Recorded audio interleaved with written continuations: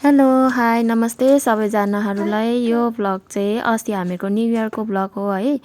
अनि new इयरको vlog हो तर मैले अपलोड गर्न लेट गरेँ, माफ गरिदिनु होला। किनभने मेरो एडिटहरू गर्ने टाइम पनि त्यति थिएन, त्यसैले मैले टाइम पाएको बेला एडिट गरेर चाहिँ यो भ्लग लगाएको छु। अनि हेरिदिनु होला अनि कस्तो लाग्छ है कमेन्ट गरिदिनु होला। नानी के खानु लु भन्छ, के खानु यता कता यो मतलब अब उयो हुन्छ त के भन्छ, यो गर्नु मन लाग्दाखेरि पुरै उयो के भन्छ खुसी हुन्छ त के भन्छ त्यही। हेलो हाई नमस्ते सबैजनालाई है। आज चाहिँ हामी पुरा स्पेसियल सब्जी पुरा बेच्नु राखेको जस्तै देख्नु भयो होला। यो सब्जी चाहिँ हामीको देमाहरूले पठाइदिनु भएको। अनि यहाँ सब्जीमा के छ भनेर सोच्नुहुन्छ होला। यहाँ हेर्नु न, मैले भनेको थिएँ नि त उमेश उता जाँदैछ गएको छ भनेर भनेको थिएँ नि त तपाईँहरूलाई होइन, हस्बेन्ड चाहिँ। अनि उसले लिएर आउनुभएको यो रायो सागहरू हेर्नुहोस् कति फ्रेस फ्रेस के। यहाँ भने त यहाँ हेर्नु न कतिलाई, यतिलाई 20 रुपियाँ भन्छ नि, 20 रुपियाँ भन्छ यतिलाई। अनि यहाँ त हेर्नु एक नाङ्लो। अनि त्यहाँबाट यो चाहिँ हेर्नु न, यो बोइल खाने हो क्या यो साग चाहिँ, यो चाहिँ साग बोइल खाने हो क्या। यस्तो मिठो हुन्छ यो मुन्टा मुन्टा, यो चाहिँ मेरो फेभरेट हो यो चाहिँ होइन। अनि त्यहाँबाट कोपी एउटा पठाइदिनु भएछ। अनि त्यसपछि यहाँ हेर्नु के पठाइदिनु भएछ रहेछ देमाले त। ए सुन्तला के हो यो सुन्तला के हो? नानी के खानु लु भन्छ, के खानु के ए यो हात लानु यता कता यो के यो आइज यहाँ हात यहाँ हात पकड न त, कुन खाने आइज यो चाहिँ होइन है, मलाई थाहा छ। ए यही पो ए होइन यो आम्मा कसले दिएको नानी? कसले दियो? कोमाले दिएको नि। अनि गाइस यहाँ चाहिँ डेमाले हाँस पनि पठाइदिनु भएको रहेछ, उहाँबाट बनायो अरे स्पेसल गरेर। अनि यति ठुलो पठाइदिनु भएछ। अब हामी त खाँदा है 2 छाक 3 छाक खाएको नि त, अब मान्छे पनि धेरै छैन, 3-4 जनाले एकदम ठुलो पठाइदिनु भएछ। अनि तर खाएँ फेरि मेरो चाहिँ हाँसको मासु धेरै फेभरेट हो, अहिले फिलहालको चाहिँ नि त।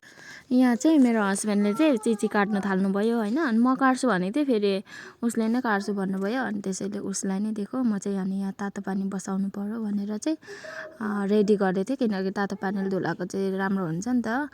त्यसपछि चाहिँ मैले चाहिँ अनि यहाँनिर मजाले पकाएँ है, मजाले पकाएर चाहिँ अनि यो हामीले फेरि पोली खानुको लागि चाहिँ फाल्टो एउटा अलिकति फाल्टै मासु लिएको थियौँ। यो चाहिँ ब्रोइलर कुखुराको है, पखेटाहरू खुट्टाहरू लिएको थियौँ। अनि यसलाई चाहिँ उसले काट्छु भन्नुहुँदै थियो। फेरि म चाहिँ कस्तो खालको छ भने पुरा मासु पोलेर खाने चाहिँ एकदम मजाले सानो सानो चिरा पारेर काटेर चाहिँ मजाले पकाएको पोलेको मात्रै मिठो लाग्छ क्या।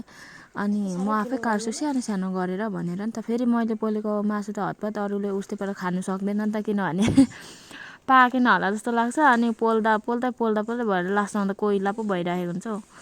अनि त्यस्तो गरेर मजाले काटेर चाहिँ सानो चिरा पारेँ मैले चाहिँ। अनि त्यो सानो चिरा पारेर यसरी पकाएको चाहिँ पोलेको चाहिँ मजाले पाक्छ नि त। अनि त्यसैले मैले चाहिँ यहाँनिर सानो चिरा पार्दैछु क्या, एकदम ध्यान मजाले लगाएर। अनि यो अचानक चाहिँ मेरो जेठी नन्दहरूले दिनुभएको। अस्ति म गएको थिएँ त्यति बेला लिएको। पहिला अचानक थिएन क्या हामीहरूकोमा, अचानक नहुँदा त चिचीहरू खानु पनि अल्छी लाग्ने, अब काट्ने जग्गा नहुने है। त्यसपछि चाहिँ मैले अनि यहाँनिर त्यो काटेको उयसमा चाहिँ मजाले नुनसुन लगाएर रेडी गरेर, यहाँ ठिकै हस्बेन्डले फेरि सिक्रीमा पनि आगो जलाएर ल्याउनु भएको थियो। अनि यो चाहिँ फेरि हामीले बोइल खानुको लागि यो साग चाहिँ है, फाल्टै बोइल खानुको लागि। अनि यहाँ मेरो बहिनी पुरा पोस्ट दिनुहुँदैछ।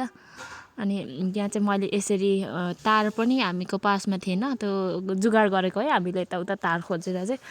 अनि तारमा चाहिँ मैले यस्तो गरेर चाहिँ पोल्ने भनेर चाहिँ यसरी पोल्नु थालेको थिएँ। तर भरे त मैले पोलेको आइडिया चाहिँ बेड आइडिया रहेछ क्या। भरे हस्बेन्डको आइडिया अर्कै थियो पोल्ने नि त।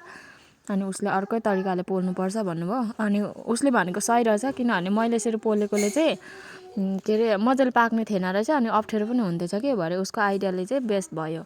यस्तै पोलायो भने चाहिँ उस्तै पहिला त्यो दिन खाइँदै थिएन रहेछ।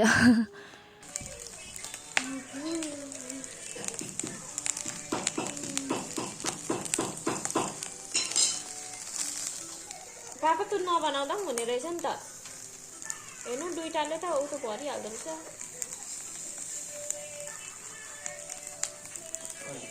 हेर्नु आमा त्यसरी लगाउने हैन नि त हौ अनि सबै डढ्छ हौ अनि कसरी त पकाउनु पकाउनु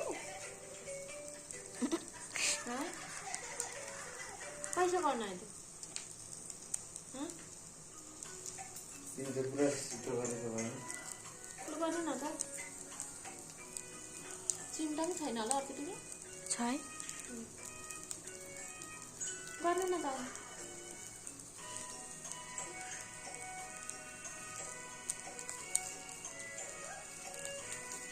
सबै उतालिदिनु नि लास्टमा चाहिँ हामीले सबै बनाइसकेर चाहिँ यहाँनिर यसरी खाइयो है अनि नानी आइसालाई मिठो भयो भनेको गर्ने ऊ पनि खाँदै थियो थ्याङ्क यू सो मच देमा मिठो मिठो पठाइदिनु भएकोमा बाई बाई